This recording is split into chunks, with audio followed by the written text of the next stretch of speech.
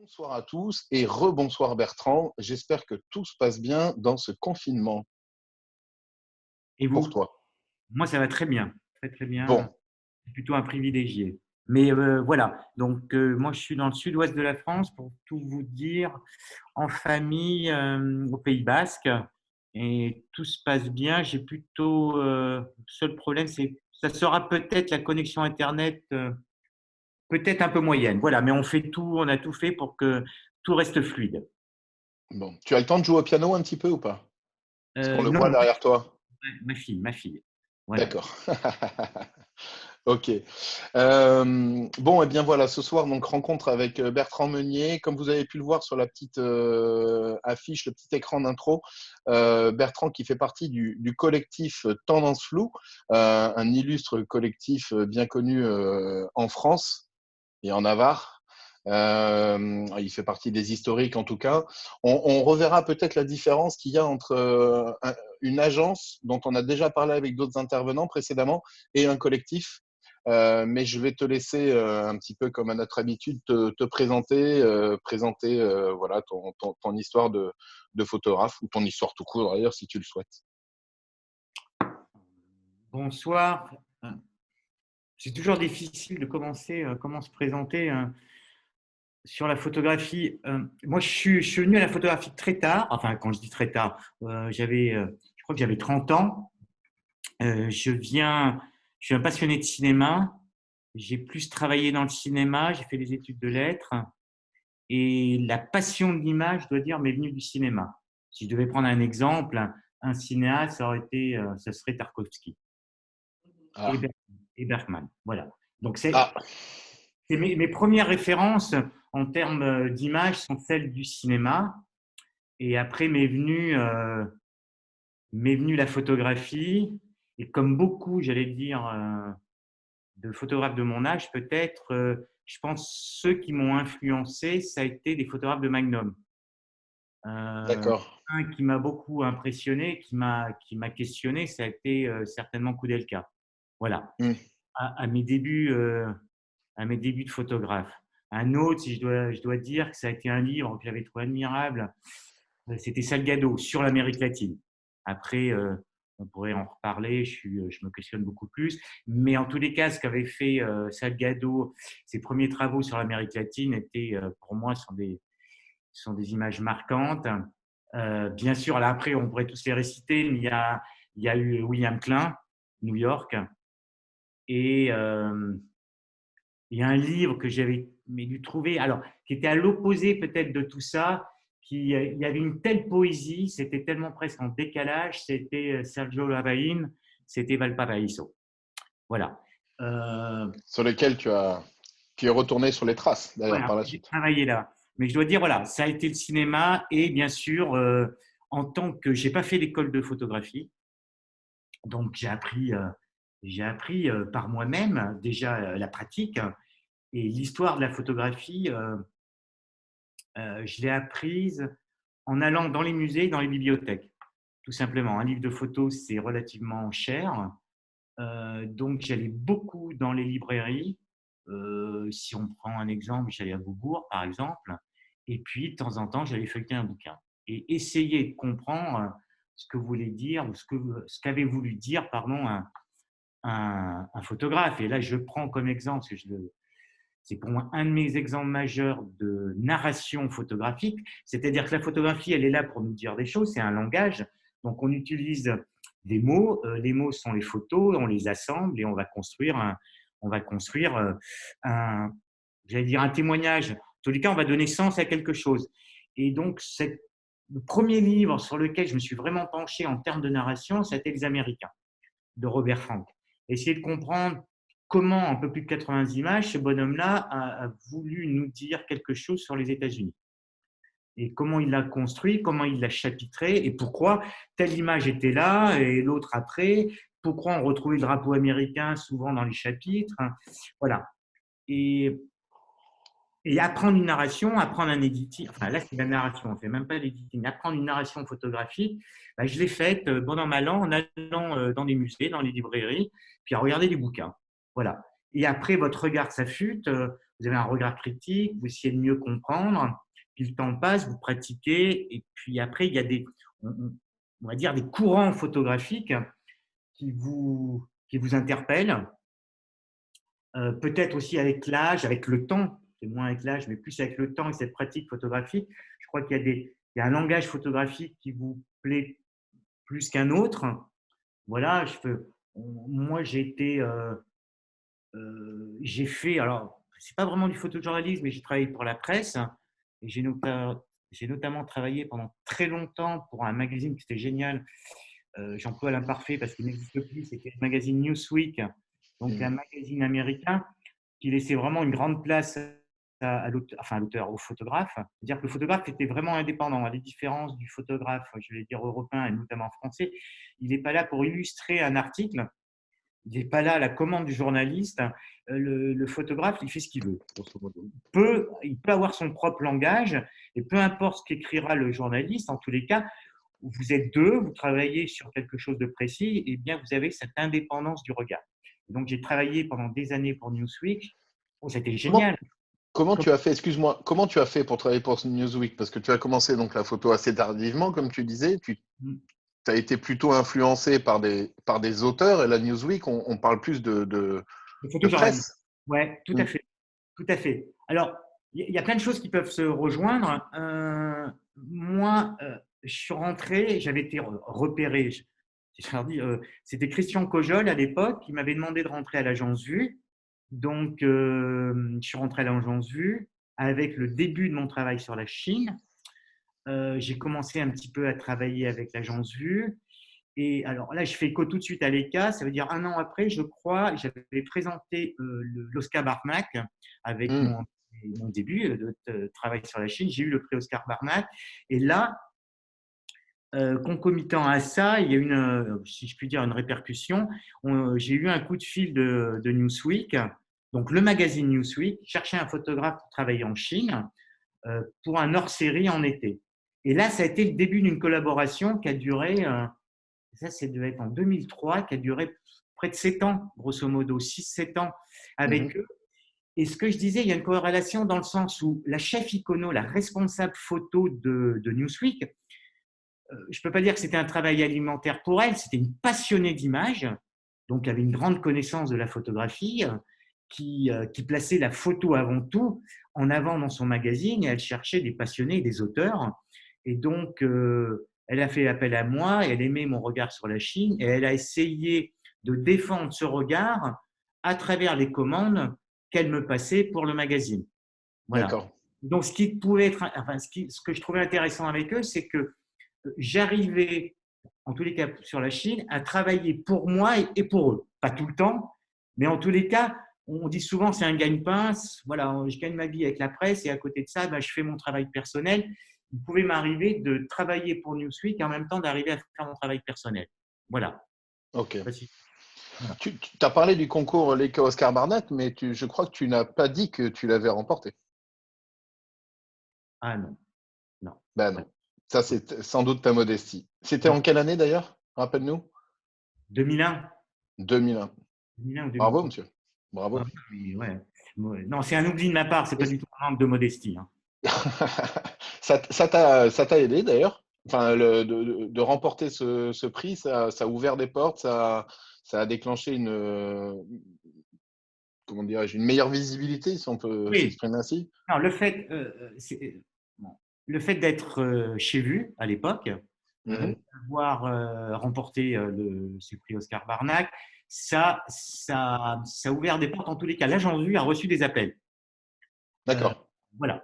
Donc, j'ai eu des commandes, alors que tout le travail que j'avais fait en Chine, si je reviens un petit peu sur le passé, je me suis fait connaître. euh, je me suis fait connaître aux yeux de Christian Cojol avec un travail que j'avais entamé sur la Chine. Ce travail, je l'avais fait de façon complètement indépendante, à mes frais, en travaillant à côté, notamment dans le cinéma, dans la déco. Donc voilà, je gagnais de l'argent, je le mettais de côté, et ce qui me permettait de partir et faire des voyages, des allers-retours sur la Chine. Un beau jour, j'ai présenté ce travail à M. Cojol, il m'a demandé de rentrer à l'agence Vue. Voilà. Donc ce travail, si vous voulez, après, je suis rentré à l'agence Vue, et je crois un an après, à peine un an après, j'ai remporté le prix Oscar Warnack. Et là, j'ai eu mes premières commandes, ce qui était pour moi tout à fait nouveau.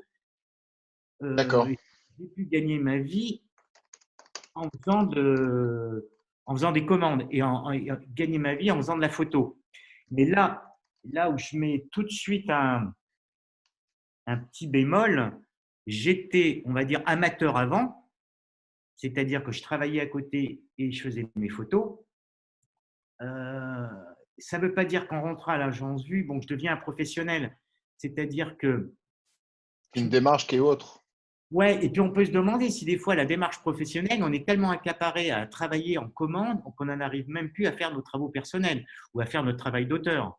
Des Hmm. fois, on pourrait se demander il faut mieux pas avoir un travail à côté. J'exagère un peu, mais pour préserver en fin de compte son travail d'auteur, Ben, notamment, c'est notamment. ce qui, excuse-moi, je te coupe, mais c'est ce qui fait souvent, et c'est ce qu'on entend assez souvent dans la bouche de certains anciens passionnés qui sont finalement aujourd'hui tributaires d'un besoin économique et donc obligés d'accepter des choses qu'ils n'auraient pas fait personnellement. Oui, bah, Et, oui, tu as raison. Alors, si vous voulez, on pourrait même par extension aller plus loin. On pourrait faire une sociologie du photographe dans sa manière de travailler et pour quel type d'activité il travaille. Mais si vous commencez à travailler parce que vous êtes un photographe doué et vous savez faire un certain type de commande et notamment, on va dire, corporate, savoir vraiment jouer sur faire du bon corporate en couleur qui plaît à un client, à une époque, très vite, vous pouviez gagner relativement bien votre vie. Mhm. Et à partir de ce moment-là, on s'habitue à gagner bien sa vie. Ouais. On dépense rapidement son argent, puis on aime bien, on aime bien. Et après, revenir à des choses beaucoup plus personnelles, où on va investir son propre argent sur des travaux personnels qui ne vous rapportent rien.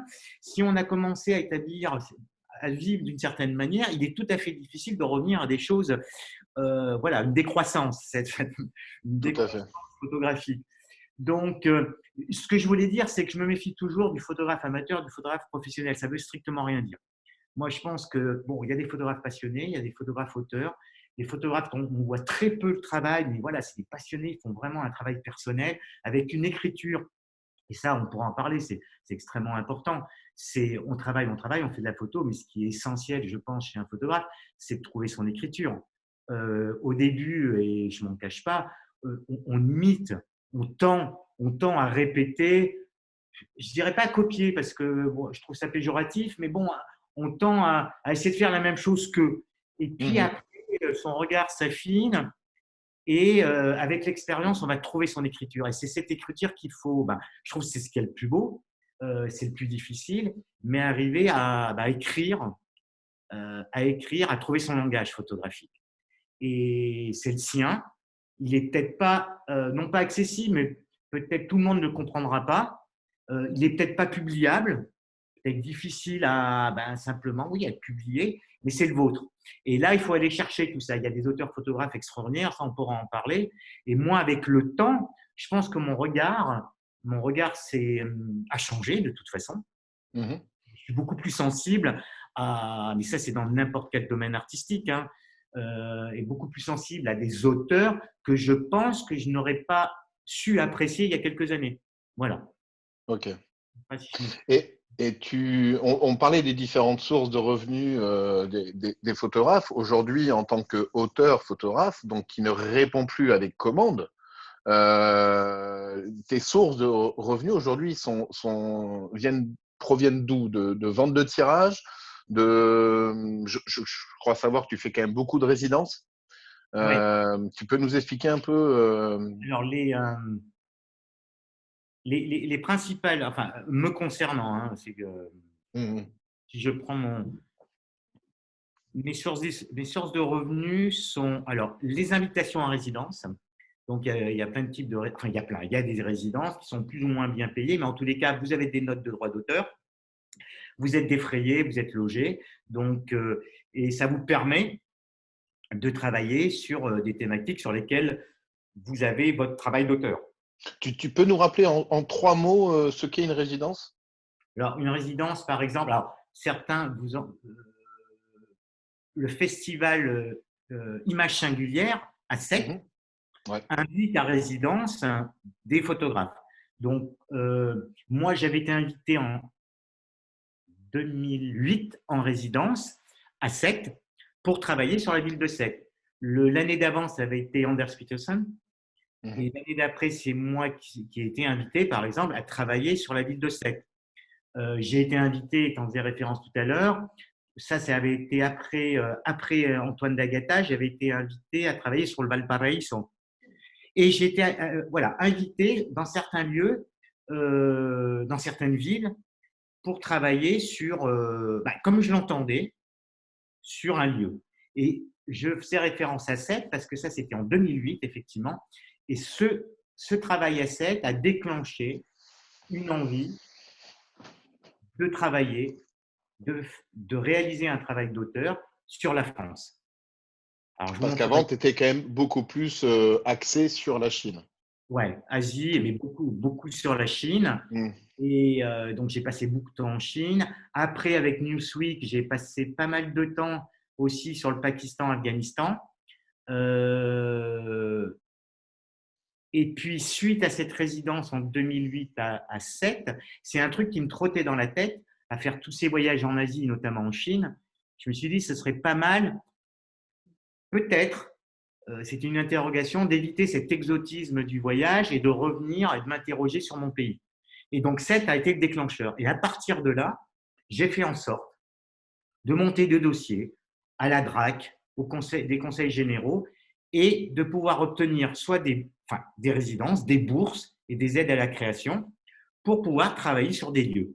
Voilà. Donc, c'est monter des dossiers, téléphoner à des gens. Bon, il faut qu'il y ait un peu d'argent dans les cultures. Ce n'est pas des grosses sommes. Mais en tous les cas, ça vous permet de travailler sur votre thématique. Et après, la temps faisait référence. Et après, vous pouvez postuler déposer, je ne sais pas comment on dit, euh, avoir des achats d'œuvres dans des musées. Donc, Tu nous montreras des images de la résidence de Sète tout à l'heure? Tu en as? ouais, j'ai des images de la France que je vous montrerai. Là. Ouais, ouais. Je vous montrerai une des dernières que j'ai faite dans le nord, à côté de Lille. Et donc après, en termes de finances, enfin en termes financiers, vous pouvez avoir des œuvres achetées au CNACS, Centre national des arts plastiques, à la BNF, dans des musées. Et ça, voilà, moi, ça m'a permis aussi d'avoir un certain revenu. Mhm. Après, en 2007, j'ai eu le prix Niepce. Donc, ça, pareil, ça a été un déclencheur quand même d'une visibilité, donc d'exposition, d'achat d'œuvres. Voilà. Et on trouve un équilibre. Enfin, j'ai trouvé mon équilibre personnel de cette façon. Et puis aussi, avec ma structure, à travers le collectif Tendance Flow, il y a quand même on va dire, des commandes qui arrivent à Tendance Flow. Et Mhm. il y a des commandes intéressantes. Il y a des commandes corporate institutionnelles, pardon, des commandes institutionnelles intéressantes. Et une des dernières, par exemple, sur laquelle on doit travailler, malheureusement, là, on a eu une impossibilité avec la pandémie. Euh, on- Notre collectif a remporté un appel d'offres qui était celui d'un think tank qui s'appelle Forum Vie Mobile, qui est tout un think tank qui questionne la mobilité en France. Et donc, moi, je dois partir dès que je peux, travailler sur la zone du Luxembourg et du Nord-Est, entre Thionville et Luxembourg, travailler sur la mobilité, comment les gens se déplacent. Donc, j'ai carte blanche. Donc, D'accord. ça reste un travail institutionnel, mais il y a cette idée de travail d'auteur, de carte blanche. Moi, je vais le faire en noir et blanc en argentique, parce qu'on a les moyens de le faire en noir et blanc en argentique, et c'est relativement bien payé. Voilà. Alors, des commandes, Ok. on n'en a pas tous les jours, hein, mais voilà, ça permet de vivre. Donc, le collectif à tendance floue reçoit de temps en temps des appels des commandes comme celle-ci. Elles sont rares, mais ça nous arrive. Et alors, ça peut être pour l'ensemble du collectif ou ça peut être pour certains photographes. Voilà.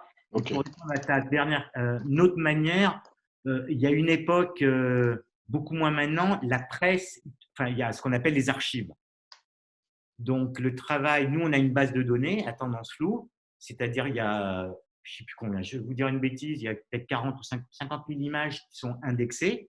Et donc, les iconographes peuvent aller chercher des images de chez nous pour aller illustrer un Un article. article. Ok. Voilà. Donc, à une époque, ceux qui travaillaient en couleur, pour moi, c'était beaucoup moins flagrant, mais ceux qui travaillaient en couleur et qui avaient une image, on va dire, un peu illustrative, euh, certains pouvaient faire un SMIC, voire plus qu'un SMIC, tous les Juste mois. avec la vente des images.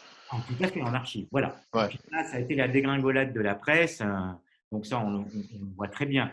C'était une manière de gagner sa vie. Moi, je ne connais pas du D'accord. tout la publicité. Alors, moi, je ne suis pas quelqu'un du tout du corporate, donc j'en fais très, très peu. Mhm. Et de la publicité, non. Et puis pas de couleur. Voilà. Donc, voilà. Non, mais t'as bien choisi en fait. Je dis pas de couleur parce que justement, on va très rapidement, je pense, passer sur la vision de quelques images, quelques projets de Bertrand. Et vous verrez que la couleur, on la retrouve peut-être sur la cartouche de la bobine. Ouais. Alors, ce que je te disais tout à l'heure, un petit peu en préambule, quand on s'est vu avant, Manu. Alors, je vais vous présenter une première partie, la première partie de pardon, de mon travail sur la Chine, qui est un montage sur Final Cut. Je ne sais plus combien, je pense qu'il y a 70, 75 images. Il y a une musique. Alors bon, sur Zoom, c'est peut-être pas le top, mais elle est importante. Ça dure, euh, ça dure un peu plus de 10 minutes. Donc, mais bon, voilà, ça permet de rentrer dans mon univers. Et après, peut-être, si vous le voulez, après, je peux répondre à des questions. Et bon, ça sera Bien avec. sûr. Donc, donc, je vais faire un partage d'écran. Je ne suis pas très doué. Ben, ça y est déjà. Ah si, on a vu ça tout à l'heure ensemble.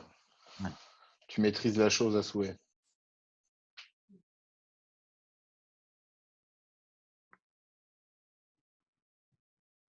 On va faire celui-là. Attendez, hein. Je vais mettre le son. C'est 10 minutes, hein. Je vous laisse. À tout à l'heure. Ouais.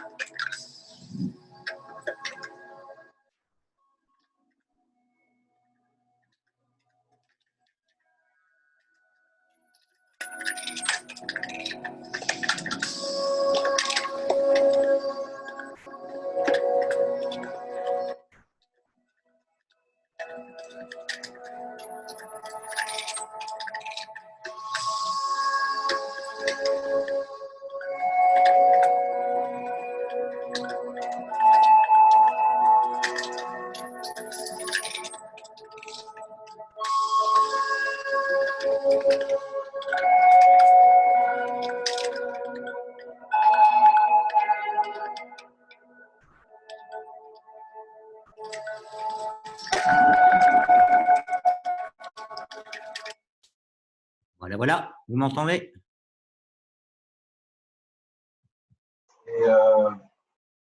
Allô, allô? Allô? On t'entend, on t'entend. Pardon, excuse-moi. Ouais. On vous entend. J'avais coupé le micro. Bon, merci beaucoup pour ce partage. Je tiens juste à préciser que le montage est à voir sur le site de Tendance Floue, parce que c'est vrai que même si Zoom est assez performant, c'est pour ça qu'on l'a choisi, ça ne montre pas toutes les nuances qu'on peut voir et puis la qualité vraiment de ce montage. Ouais, bon. Avec, tu l'as monté avec Bertrand Fouché, c'est ça? J'ai cru Non, voir. Félix Fouché, qui est Voilà, un ancien salarié de Tendance Floue. Et d'accord. on l'a monté tous les deux avec l'aide du musée Niepce de Châlons. Mhm. C'était François Cheval à l'époque qui était son directeur.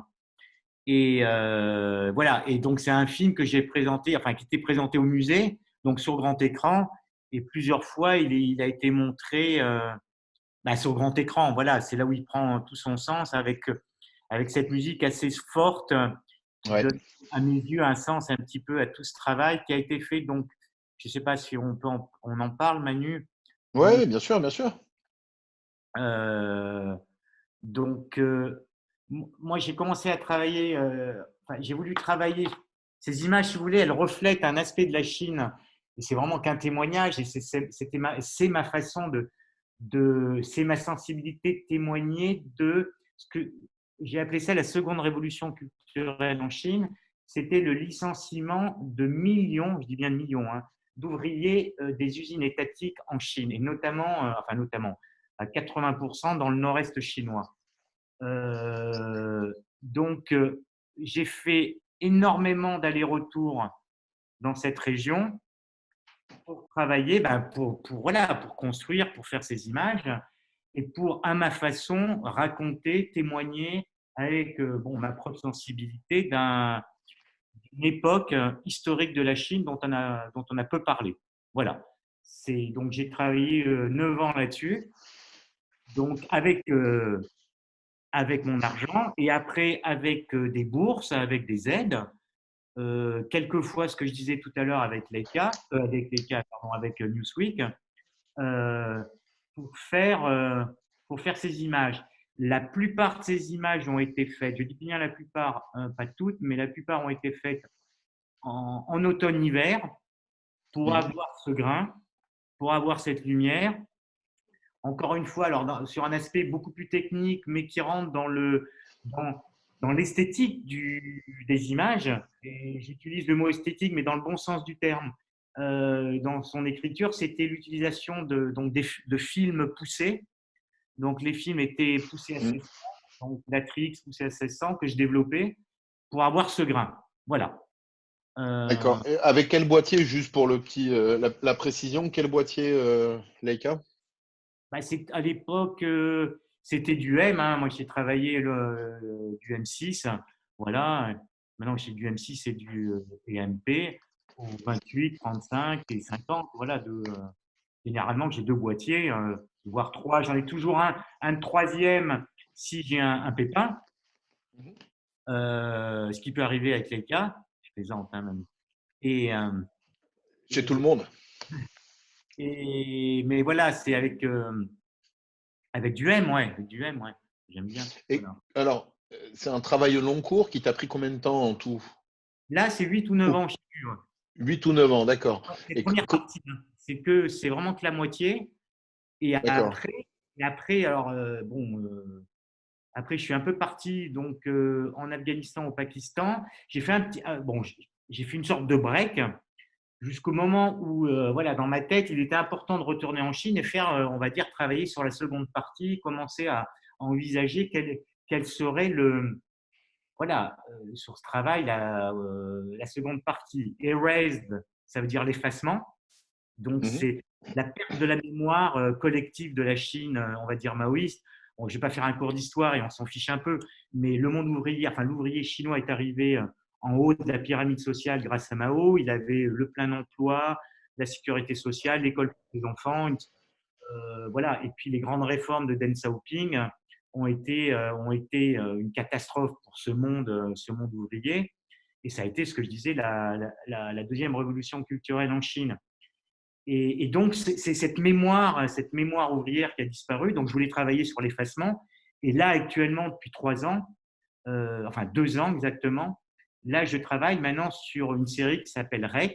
Donc, c'est l'enregistrement et c'est une métaphore du contrôle, enfin, Absolu. voilà, vous l'appelez comme vous voulez, mais c'est du contrôle du citoyen. Donc, si vous voulez, c'est l'idée de la perte de la mémoire. Et puis là, maintenant, il travaille sur l'enregistrement permanent des, euh, de l'individu. Alors, on peut Sur, regarder. sur place, comment tu travailles ton projet sur place? Enfin, j'imagine que tu as beaucoup de contacts au fil des années, que tu en avais peut-être déjà avant d'y aller pour la première fois. Tu Oui. travailles, tu organises tes Euh, pérégrinations? alors, tout le début du travail, c'est-à-dire avant de rentrer à l'agence Vue, je l'ai fait seul et après, en partie avec ma compagne que j'ai rencontrée en Chine, qui n'est pas chinoise, qui était étudiante franco-anglaise en Chine, passionnée par ce pays. Et du coup, tous les deux, on a voyagé en Chine, sur ces Mhm. zones-là. Donc, après, je suis rentré à l'agence Vue. Et oui, ce que j'ai oublié, j'ai pu. Alors, ça a été une très belle rencontre. Et qui est quelqu'un qui est resté un ami que vous connaissez peut-être de nom. C'est Pierre Aski, qui fait tous les matins la chronique politique sur France Inter. Donc, Pierre Aski, qui était le correspondant de Libération en Chine. Et donc, avec Pierre, on a pas mal travaillé ensemble pour Libé. Mhm. Et donc, j'y allais tout le temps. Et puis, voilà, il y a un réseau de passionnés de Chine qui s'est construit entre étrangers et chinois. Et donc, moi, j'avais mes contacts pour aller dans certaines régions en Chine et pouvoir travailler. Bon, c'était pas. Si je prends l'exemple avec Pierre, on a souvent travaillé donc pour Libé ensemble. Il y a des images dans ce film qui ont été faites pour Libé, mais bon, c'est des zones difficiles, c'était des zones, on va dire, où le chômage était prégnant, où il y avait vraiment une violence sociale quand même qui était complètement exacerbée par la situation et qu'il y avait un contrôle policier pas aussi fort que maintenant. Mais bon, je ne vous cacherai pas j'ai été arrêté plusieurs fois et voilà. Parce que c'est des zones où personne n'allait et voilà, ils étaient, si vous voulez, les gens étaient étonnés de trouver un étranger à Hawaï, comme ils disent en langue chinoise, enfin un étranger qui se balade avec un appareil photo là-bas, dans ces zones-là. Pardon. Et tu n'as pas eu trop de problèmes, justement. Et d'ailleurs, est-ce que tu peux préciser quelles sont les zones sur lesquelles tu as travaillé? Alors, les zones, c'est le nord-est chinois, c'est Mhm. tout ce qui est au nord de Pékin, les Longjiang, c'était les grandes zones d'usines d'aciérie, de charbon. Donc, c'était toute l'idée de l'indépendance énergétique de Mao, Mhm. avec, c'était toute l'époque aussi des très bonnes relations sino-soviétiques. Donc, il y a énormément d'ingénieurs russes qui sont Russe? venus aider le peuple chinois à construire ces grandes usines.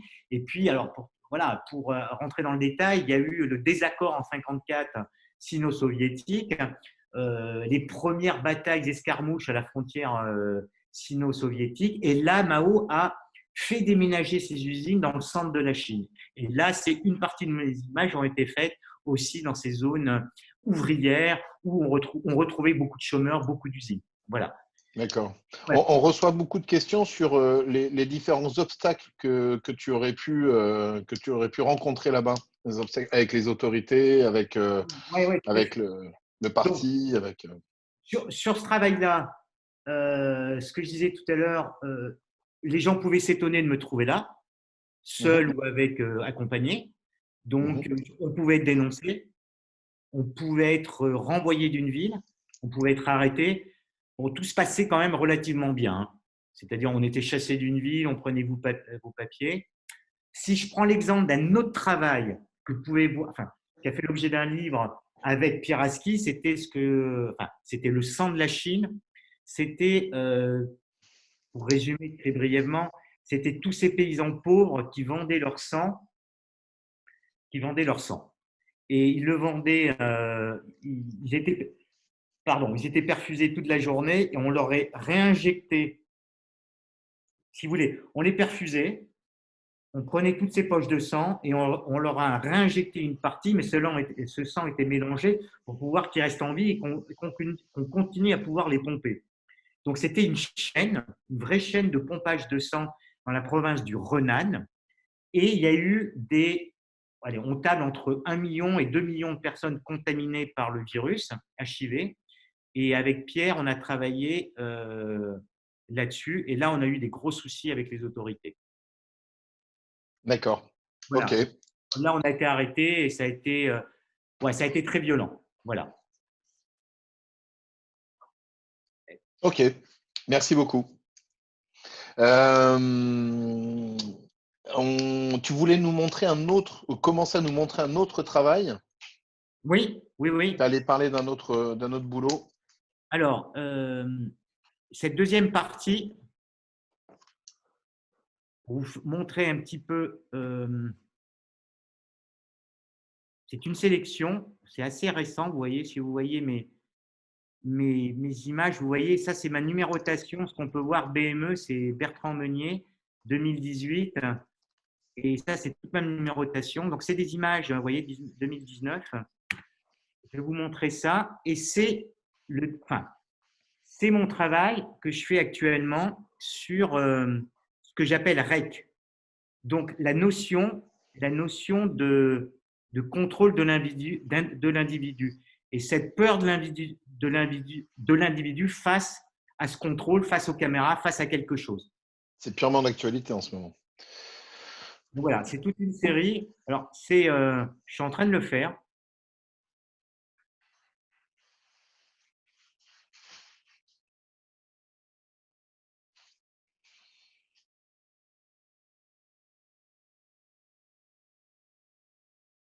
Et toutes ces images que vous voyez, l'idée, enfin, ce que je suis en train de faire, c'est que j'ai aussi filmé, placé une caméra de surveillance et des gens. Et je les ai filmés dans leur intimité chez eux. Ne me demandez pas comment j'ai fait. Et donc Ah, voilà, ah, il y aurait ces idées d'images de vidéosurveillance chez les gens, et puis ces gens-là qui regardent quelque chose, mhm. soit dans la peur, soit dans l'étonnement, soit Et alors, sachant que tu travailles plutôt au grand angle, comment ces gens t'ont laissé les photographier ou laissé les approcher tout du moins? bah, si vous voulez, si je prends une image, vous remarquerez s'il y a vraiment une seule image d'une caméra de vidéosurveillance, j'en garde qu'une pour pas tomber aussi dans une narration didactique de la Mhm. surveillance en Chine. C'est toujours la symbolique de la surveillance. Et si je vais essayer de trouver une image qui serait peut-être symbolique. Bon, voilà, celle-ci. Donc, comment je fais? Après, bon, j'ai ma manière de faire. C'est d'abord trouver un lieu et je travaille non pas, peut-être vous le voyez, c'est pas du tout du téléobjectif. Je suis au 50 mm et D'accord. c'est de trouver un lieu, d'être très proche des gens et quand ils me voient, quand ils voient que je les photographie, il y a ce regard d'étonnement ou pas. C'est ça que tu voulais capter. Ouais. Et si vous voulez, c'est être le plus près d'eux et vraiment capter un moment, bon, ses yeux, ses visages, et être dans l'étonnement.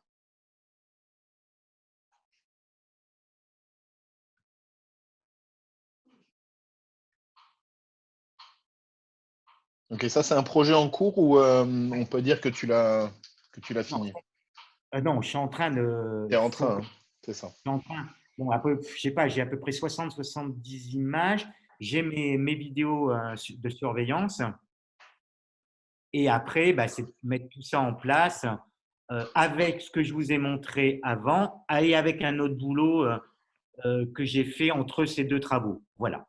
Toujours. Ok.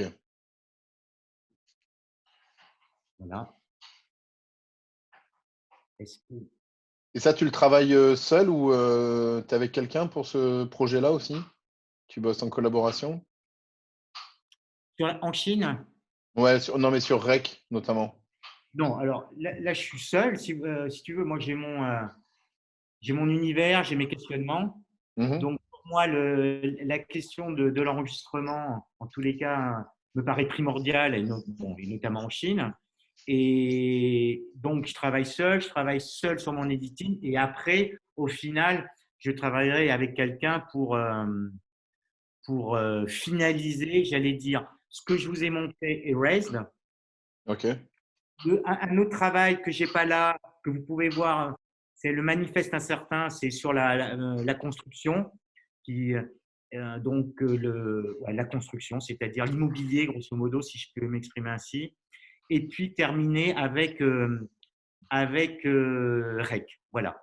Mais mon travail, voilà, l'intitulé de ce travail s'appellera Erase et REC. Voilà. Et Ok. ça, voilà, ça sera à peu près, je ne sais pas combien d'images. Et après, il y a tout un travail de maquette, parce que je vais en faire un bouquin et ça m'a pris beaucoup de temps. C'est la Et question que j'allais te poser, justement. voilà. Mais après, c'est la question du livre. Pourquoi on fait un livre? Il y a énormément de livres photos. Hmm. Donc, voilà, on a la prétention de faire un livre incontournable, mais enfin, en tous les cas, qui ait du sens. Voilà. C'est le but. Oui, on essaye, ouais. Voilà. Le projet en a autant que le livre en est. Ouais. On a une question de Christophe qui te demande si tu as déjà essayé le monochrome, le Leica monochrome, étant donné que tu travailles beaucoup en noir et blanc. Je dis beaucoup, tout à l'heure, j'ai dit quasiment que. Richard m'a rapidement repris, je l'en remercie. Et c'est vrai que tous les travaux en couleur de Bertrand sont à voir sur le site de Tendance Floue. Euh, est-ce que tu as déjà essayé le Leica monochrome? Non, non, non. Non. Par contre, j'ai travaillé avec le M10, le Je M2. note. Hein. Voilà. Mais comment? Je note. Non. Après, si ça intéresse, euh, si vous voulez, bon, moi je suis un passionné de l'argentique pour plein de raisons, hein, mais ce n'est pas du tout des raisons qui seraient opposées à celui du numérique. Enfin, ça, je trouve que c'est un débat qui est inintéressant. Bon, moi, j'aime bien tout simplement la texture du film et des tirages en argentique. Moi, ça, c'est pour moi, voilà, il y a un truc particulier sur le tirage en noir et blanc en argentique que je ne retrouverai pas en numérique, mais ça, c'est extrêmement personnel. J'aime cette lenteur de l'argentique, c'est-à-dire ce temps qu'on se donne avant de voir ces images. Ça, c'est quelque chose qui, pour moi, qui fait partie aussi de ma photographie. Dans le processus, ouais. Ouais. Alors, on pourrait me rétoquer, mais bon, voilà, tu peux photographier en numérique, tu regardes pas tes, tu regardes pas tes photos, mais bon, c'est quand même, ça reste quand même extrêmement difficile. Donc, il y a quand même une lenteur cette lenteur de l'argentique qui me plaît. Moi, souvent, je dis mes rouleaux, quand je les garde, j'ai l'impression qu'ils mûrissent comme du vin. Je sais pas, il y a un truc. Et puis, on fantasme aussi sur ces films voilà, qu'on garde avant de développer. Je sais pas, pour ceux qui connaissent, il y avait Vino Grande.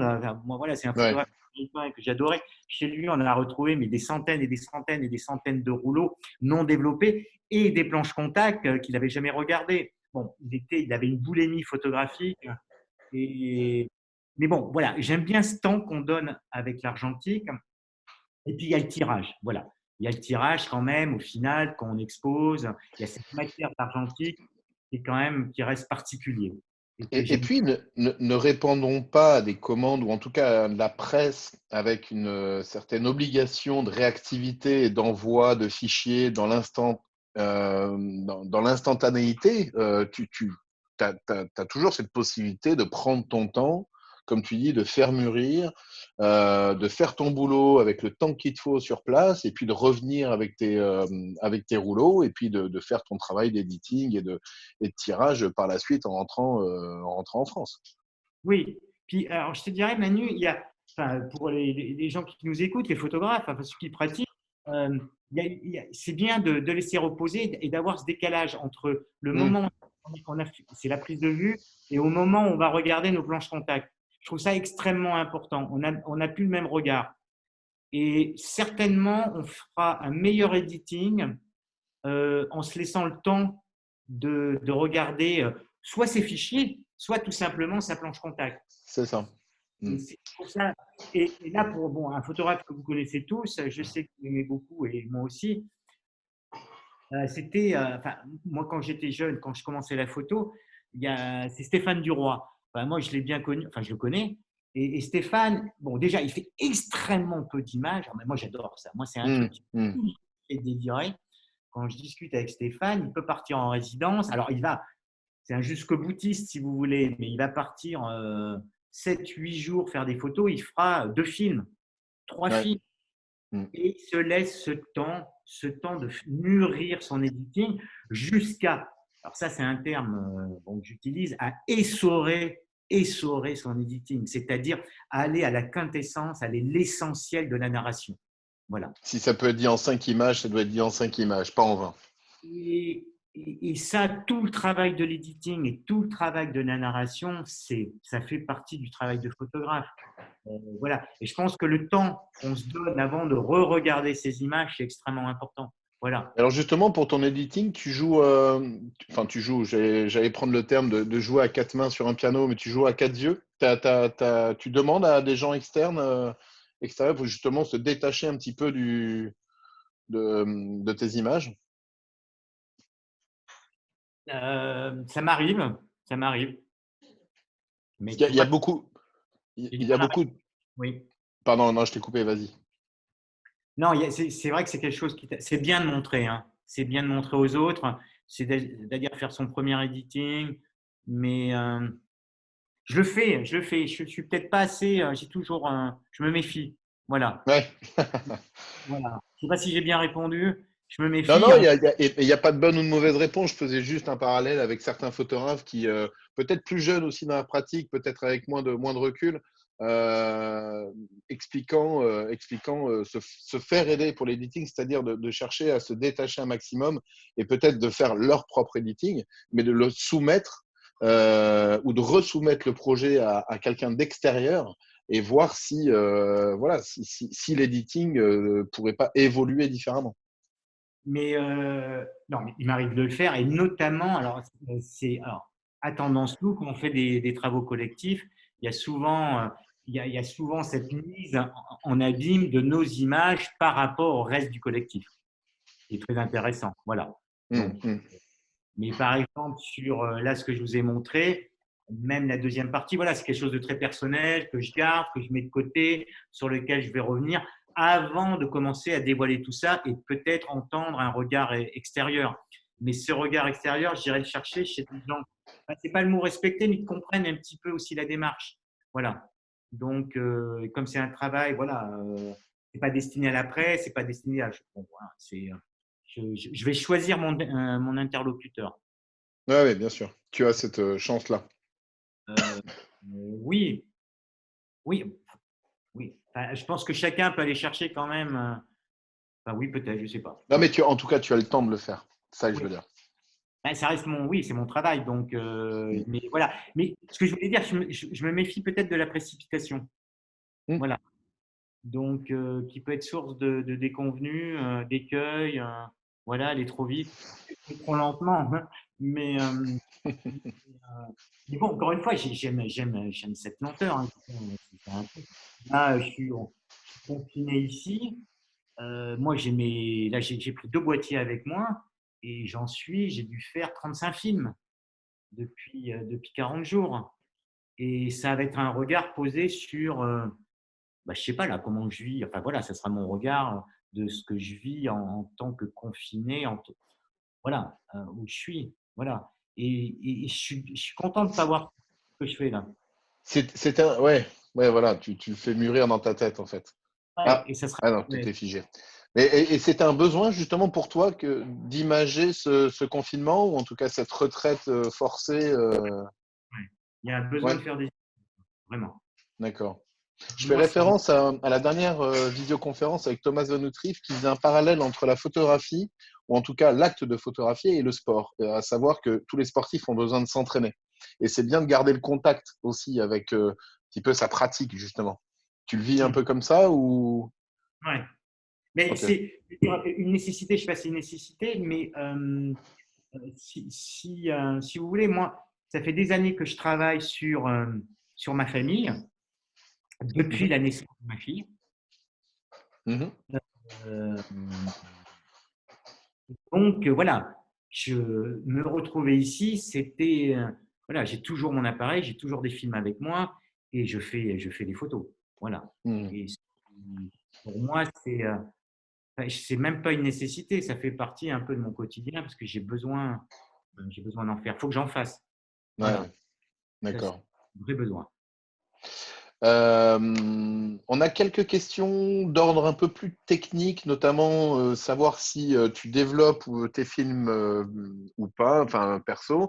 Hmm. Et par rapport à ça aussi, ça c'est plus une finalité, pour le projet d'édition donc de livres, est-ce que tu numérises des négatifs ou est-ce que tu les travailles sur Lightroom ou tu numérises des tirages papier? Ah, ouais. Donc, quand j'avais pas d'enfant, je développais tout moi-même. Après, mon labo est devenu une chambre. Enfin, on a un peu cassé les murs. Voilà. Mais bon, c'est pas une raison, hein. Mais bon, j'ai toujours développé mes films et fait mes premiers tirages. Et après, eh ben, je suis passé par un labo. Et là, par exemple, si pour répondre à la question, là, je me suis mis en contact avec un ami. Alors, je ne vais pas dire le nom du labo, mais c'est voilà chez Picto. Ils ont réouvert un labo noir et blanc parce que Gassman, j'ai dit, c'est vraiment dommage. Et puis voilà, là, moi, j'ai choisi mon révélateur et à partir de là, ils vont révéler les films comme je le veux par rapport Mhm. à comment je les ai exposés ici. Voilà. Il Euh, aurait ouvert à Bastille, hein, je crois, non? non, à côté, anciennement chez, j'ai un trou de mémoire. Ah zut, mais c'est pas à Bastille. C'est pas à Bastille. C'est C'était chez. pas Vicarte? Non. Non. Ah zut. Bon, j'ai un trou de mémoire, mais Picto a racheté un labo et c'est là où Bati fait que du développement à la cuve avec les révélateurs que tu veux. Donc c'est génial. Là, voilà. Donc, Ok. voilà. Et bon, je numérise là. Ce que je vous ai montré là, par exemple, les images de la dernière série, c'est bien sûr numérisé. Ça me sert pour mon editing. Ça peut me servir à projeter. Mhm. Et après, très bonne question pour une édition. Alors là, tout dépend du budget. Une merveille, c'est on peut passer par des tirages et après faire des scans à plat, mais avec un super scanner à plat.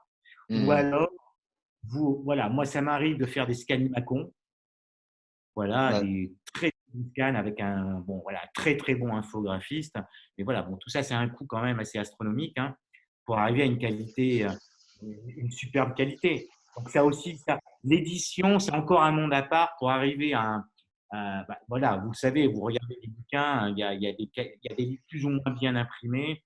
bien Si sûr. vous regardez petit long, vous regardez le bouquin de Cartier-Bresson, Scratchbook, Mhm. C'est un truc, c'est hallucinant comment c'est imprimé. Voilà. C'est un livre qui a été publié chez Steidl. Et voilà. Et bon, ça coûte une fortune, hein. Mais vous voyez, il y a des livres comme, pour ceux qui connaissent Lewis Baltz, Mhm. voilà, ça aussi, c'est pareil. Il y a une impression pour garder voilà, tous les niveaux de gris. Voilà. Donc, voilà. Et après, il y a Qui, une qui vraie. t'a qui t'a influencé, notamment Lévis Ball sur Valparaiso, non? Un petit peu. Oui, exactement. Ouais, je peux. Après, oui, après, il y a toutes les influences photographiques, donc ce dont on parlait tout à l'heure. Et après, bien sûr, au fur et à mesure, enfin, en grandissant, en travaillant, il y a des photographes qui vous influencent, sur lesquels vous vous penchez, sur lesquels vous vous questionnez.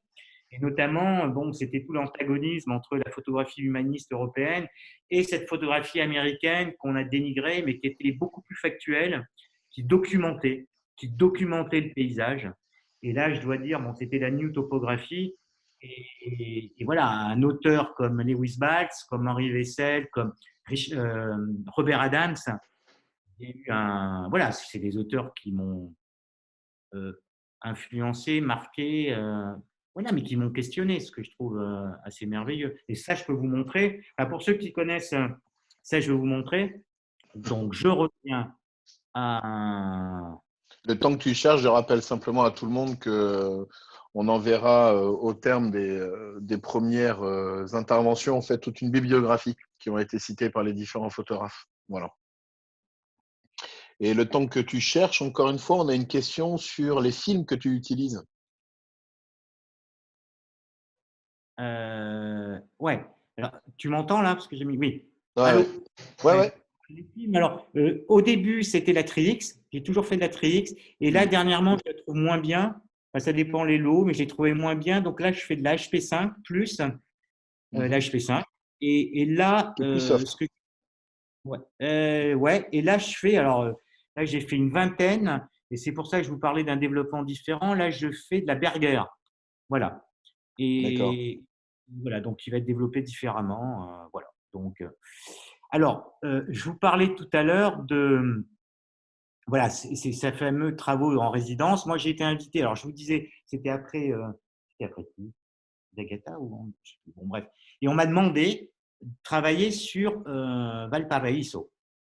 Donc, pour ceux qui connaissent, je vous en ai parlé tout à l'heure de Sergio Larraín, qui a fait un livre qui s'appelle Valparaíso. Si vous voyez la couverture là, qui est sur votre écran, c'est exactement la même couverture, grosso Ah, modo, la même typographie, pardon. t'as pas partagé l'écran, mon cher J'ai pas- Bertrand. Ah oui. Alors, excusez-moi.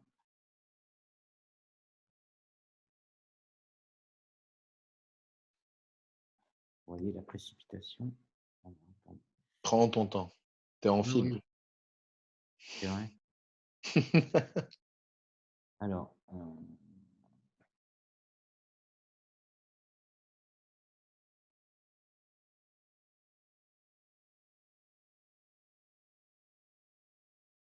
je vais enlever ça. Là, tu le vois ou pas? Non. Non. Et là, oui. Parfait. Voilà. Donc, je vous parlais de Valparaíso, de Sergio Larraín. C'est un bouquin bon, mythique hein, dans la photographie. Sergio Larraín, il a été chez Magnum. Après, ce livre sur, sur Valparaíso qu'il a fait bon, a été une révélation, si vous voulez. C'est à peu près 25 ans d'images sur Valparaíso. 25 ans d'images.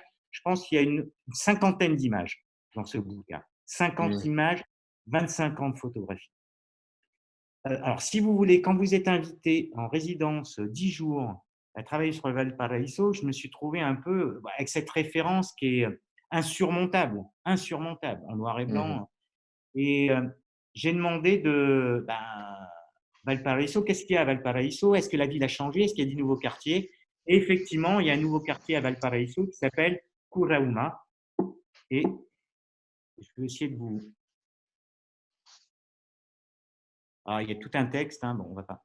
Voilà. Et voilà, j'ai travaillé sur le nouveau quartier de Curauma, qui est à Valparaíso. Alors, Voilà, il faudrait voir le. Voilà.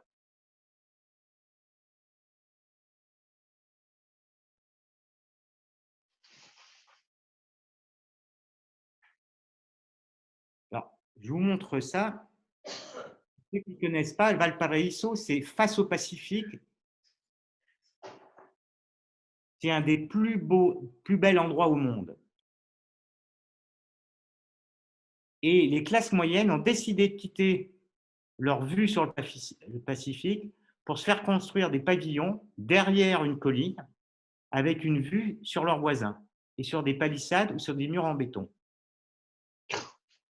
Avec une énorme standardisation de Exactement. l'architecture. Ça Voilà. rappelle un peu ces résidences qu'on peut voir dans certains films américains, avec ces vues aériennes où on voit X fois la même maison se répéter et se répéter. Voilà. Donc, et ça, c'est va être la dernière. Voilà. Et donc, je suis allé 2 fois invité. Donc, 2 fois invité. Et donc, il y a tout un, voilà, des éliminations d'un monde sans lieu. C'est un ami qui a écrit ce texte, un chercheur. Et bon, est-ce que je le remontre ou. Ah, attendez. Je peux arrêter. Et toute la question, c'était de. Tu me vois la main. T'es un peu gris. Ah Ouais, voilà, t'as repris des couleurs. donc, si vous voulez, c'était. Bon, déjà, je voulais pas du tout photographier la ville, le port, comme l'ont fait plein de gens, et notamment de façon insurmontable, indépassable, Sergio Larraín. Et je voulais que mon travail ait un sens. Et donc, bon, j'ai fait ce travail-là, il a été publié, enfin, on en a fait un catalogue, et il a été exposé là-bas. Mhm. Et bien sûr, les gens ont été extrêmement surpris et vexés. Et ça a provoqué des vraies discussions. Voilà. Ah ouais. Et c'est ça qui m'intéresse. C'est moi, les photographier, les putes dans un bar d'un port, un marin avec un tatouage, ça a déjà fait centaines de fois. Qu'est-ce Ouais. que je fais là? Je dis pas. Voilà. Et ça, ce travail-là, il fait carrément, enfin, carrément référence, bien sûr, au travail de la new topographie. Voilà, d'interroger, de documenter Mhm. le, le paysage, la transformation du paysage. Alors, ça a choqué, ça fait débat. J'ai appris, alors maintenant avec ce qui se passe avec la pandémie, mais j'étais censé aller au mois d'octobre à Santiago de Chile. Ce travail est exposé au musée des Beaux-Arts du Chili, à Santiago. Voilà. D'accord. Voilà. Et je trouve Est-ce que qu'il ça t'est faisait. Pardon, vas-y.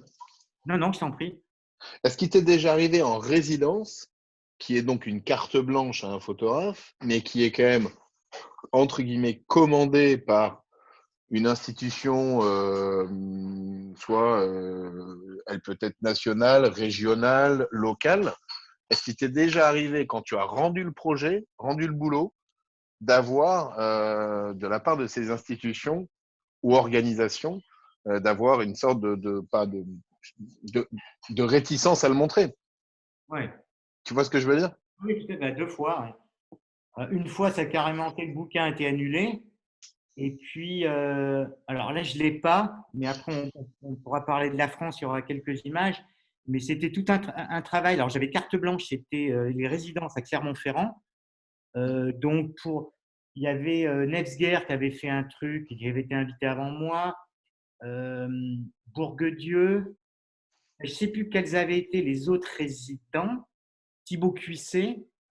Et Mhm. moi, j'ai choisi de travailler sur le quartier Saint-Jacques, qui est, on va dire, le quartier difficile de Clermont-Ferrand. Essayer d'interroger ce quartier-là. Voilà. Et alors, bien sûr, je suis passé par des éducateurs pour pouvoir rencontrer des jeunes, non pas ceux qui tenaient les murs, mais ceux qui faisaient quelque chose, mais qui étaient, bon voilà, qui habitaient dans ces cités. Euh, donc, comme d'habitude, la grande majorité de ces jeunes sont d'origine d'eux.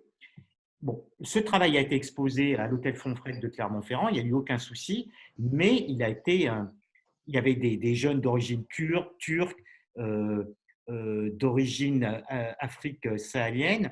Ça a été critiqué. Ils ont dit, mais à Saint-Jacques, il n'y a pas de baignoire. Voilà ce qu'on m'a dit. Où sont les Gaulois? Mhm. Voilà. D'accord. Voilà. Donc, Et tout ce travail, voilà, moi, c'est un travail, pour répondre à la question, c'est toute la limite par moment du travail en commande, du travail en résidence de certaines villes. En résidence, il y a souvent le terme communication qui est caché derrière. Ouais, Voilà. mais c'est ça, Voilà. forcément. Je pense C'est que tu as, la question sous-jacente. voilà. Exactement. Et il y a des résidences qui sont tout simplement un travail de communication qui est déguisé en projet pseudo-artistique. Voilà. D'accord. Donc, j'en profite donc peut-être pour vous montrer tout simplement. On a juste une question de Pouria qui te demande si tu as croisé le photographe chilien Rodrigo Gómez Alvira. Excusez-moi pour mon accent, mais je n'ai jamais fait d'espagnol. C'est lui Euh, qui m'a invité. C'est lui qui m'a invité. Ouais. Dans le cadre du festival de photo. Ouais. Ok. Tout à fait. Et qui est Voilà. très proche aussi de Images Singulières à 7. Bah, ils sont en relation maintenant. Ouais. Ouais, tout à fait. C'est moi qui les ai mis en contact pour tout vous dire. Voilà. Ah, Mais oui, bien sûr, Rodrigo. il est génial. Il est super sympa en plus. Bah, Rodrigo, c'est lui qui m'a. Bah, tu sais qu'il il était venu te voir. On était venus tous les deux. Tu te souviens? Ouais, tout à fait. Ah, mais oui, oui. Mais ça Voilà. y est, Ah, tu vois. Et vous avez Rodrigo, le c'est même sac. exactement. C'est un ami. Voilà. Ok, ok. On allait faire un petit retour en France là. Tu es en train de Ouais. chercher.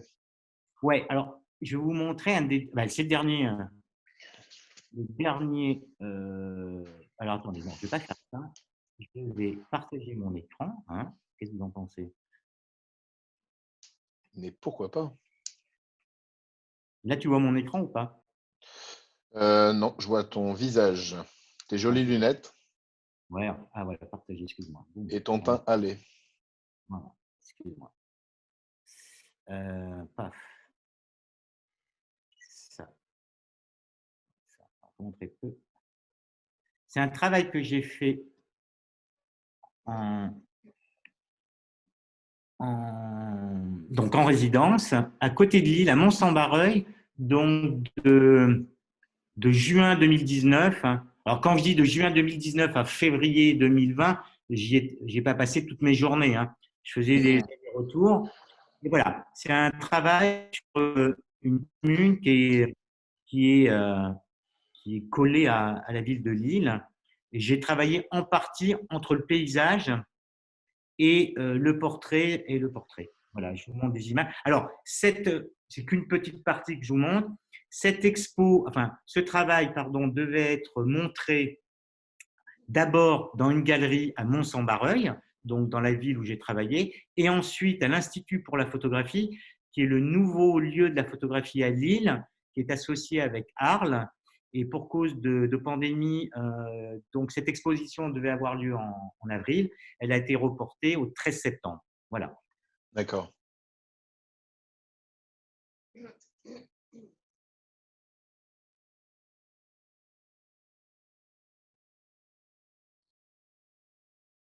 Et donc, c'est des images qui ont été tirées sur papier argentique. Là, toutes les photos que vous voyez, le format est celui du 40-60, plein format.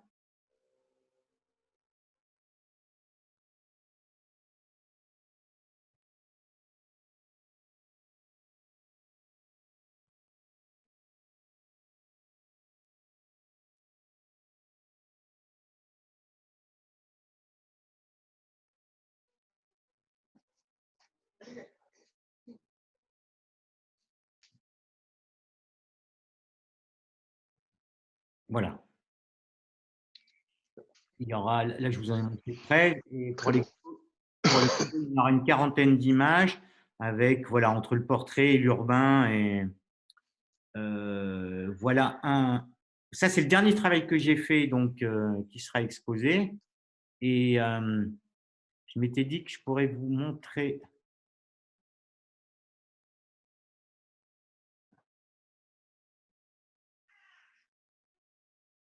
J'ai entendu un corbeau, là. Ouais, c'est. Pourtant, je suis à côté de Paris, hein, mais. Euh, Là, vous voyez toujours, hein, on est d'accord. Ouais. Ouais, ouais. Alors voilà, ça c'est une sélection. Depuis le début de mon travail, alors c'est juste une sélection, hein, c'est pas du tout définitif. Là, il n'y a pas les images que vous avez vues tout à l'heure, enfin à l'instant, là sur Mons, à côté de Lille, il en manque pas mal. Mais voilà, c'est différents lieux de résidence. Essayer de, voilà, déjà de commencer à réfléchir sur une approche éditoriale pour raconter mon pays. Voilà, en évitant, alors en évitant le spectaculaire, donc cette image, on va dire, de presse spectaculaire, en évitant l'anecdotique, bon, c'est peut-être, et en restant sur quelque chose d'assez neutre en termes de tirage, enfin voilà, de tirage et d'impression. Bon, je ne sais pas, sur ordinateur c'est différent, mais voilà, je vous montre quelques images.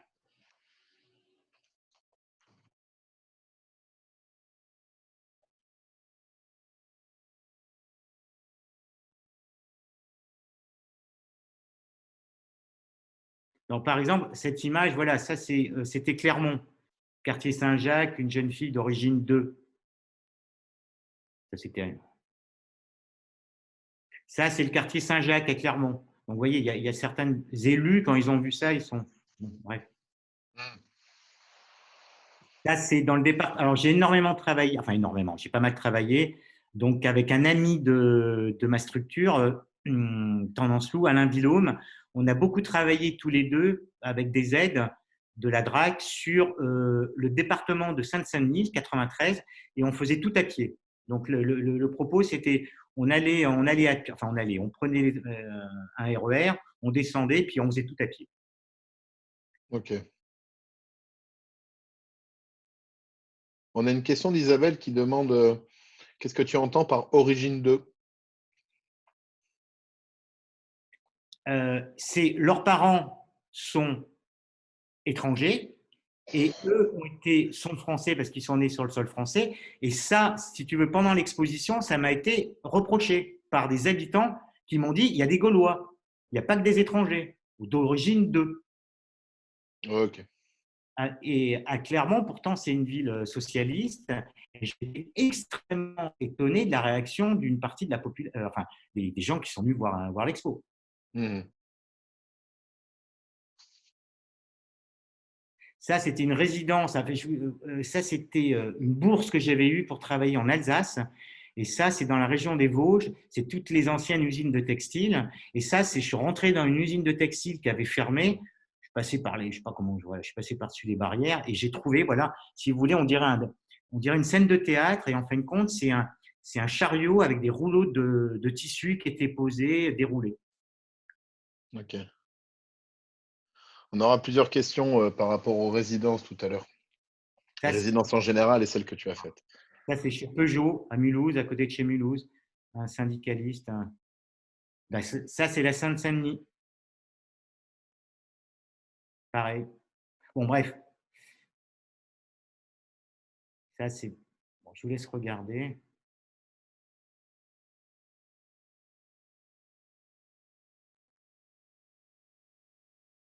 Pour tes portraits, tu flashes ou tu as du réflecteur?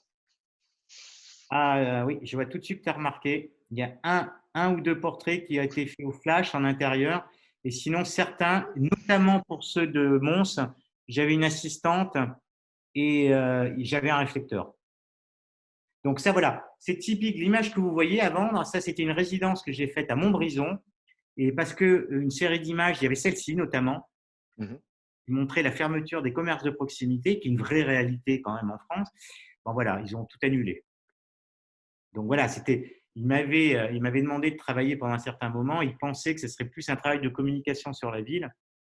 Et voilà. Donc, Mais quand on fait appel à Bertrand Meunier, on fait appel à un type d'image, à un type de narration, de vision, d'ambiance. ouais. À ton avis, comment ils font ces choix-là? Plus ou moins, après, ils sont contactés par des gens, ça passe par des intermédiaires de la DRAC en disant bah voilà, il y a ce photographe. Bon, ils ne regardent pas vraiment, la DRAC leur dit c'est super bien, et puis après, ils voient les images et ils se disent mais zut, c'est pas notre ville. Enfin, en tous les cas, ça ne rend pas hommage, enfin, ils ne voudraient pas montrer cet aspect-là de la ville. Tu vois, là ce jeune homme que vous voyez en short, là, c'est Pixoun. C'est lui qui m'a permis de rentrer dans la cité à Clermont. Il est éducateur, il est d'Europe de boxe thaï. Et Mhm. lui, voilà, je m'entendais extrêmement bien avec lui, donc je pouvais me balader dans la cité. Voilà, D'accord. voilà, ça c'est à Clermont. Bon, Est-ce que tu peux revenir sur le sujet, si on peut l'appeler ainsi, le sujet que tu as fait à Mont-Saint-Barreuil? C'est-à-dire quel était voilà, le fond du sujet que tu voulais exprimer, en tout cas. Quel était et tu veux que je revienne sur les Non, images? non, si tu en as envie, mais c'est une question de Mathieu D'accord. euh, qui voulait savoir quel était le sujet de fond, en fait, enfin, en tout cas, ce que tu voulais exprimer sur Mont-Saint-Barreuil. Ah, il n'y a pas, alors, il n'y a pas de sujet de fond. Euh, En tout on cas, te ton demande analyse, à toi. ce que je pense de Mont-Saint-Barreuil. Bah, enfin, mon opinion, là, elle n'est pas importante. J'allais dire, c'est plutôt ce que je veux dire en photo. Moi, j'ai voulu rendre une vraie sensibilité de jeunes dans une ville dortoir pour certains, notamment Mm. pour ceux qui vivent dans les grands ensembles. Une ville qui a été ripollinée, qui a été rendue propre, Mhm. avec bien sûr des écarts de richesse énormes, avec des jeunes qui s'en sortent plus ou moins bien, avec des jeunes que j'ai photographiés avec, bon, j'allais dire de ma part, beaucoup de pudeur, mais qui vivent dans des situations en HLM, dans des situations familiales difficiles, et de les rendre, de par le portrait, de rendre une interrogation, mais surtout pas tomber dans le cliché des grands ensembles, des HLM, des cités. À Mont-Saint-Barreuil, comme pas mal de villes, de cités, de villes, enfin, à côté de Lille, il y a du trafic, il y a tout. Je voulais pas parler de ça. Je voulais rendre une certaine nostalgie, une certaine interrogation, et puis voilà, avec un ensemble d'images, rendre une image, j'allais dire poétique, c'est peut-être galvauder le mot, mais interroger, c'est plus interroger l'architecture et les gens qui habitent. Voilà, qui habitent cette architecture. Alors, vous avez vu peu d'images, mais je vais continuer. Je ne sais pas si j'ai bien répondu, j'ai pas l'impression. Oh ben, si, toute réponse. Non, non. Il y a pas de bonne ou de mauvaise réponse. Je cherche un.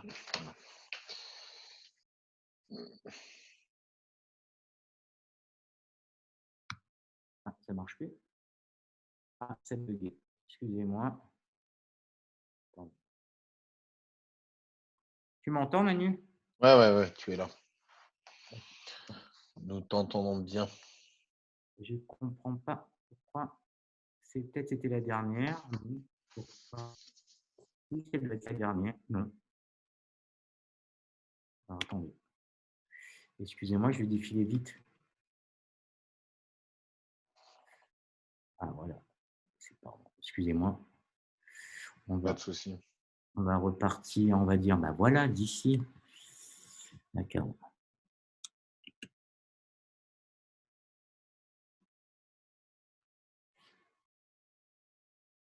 Donc voilà, c'est une image de magasin de proximité. Et ça, c'est une photo que j'ai faite à Vierzon, où je suis resté une dizaine de jours.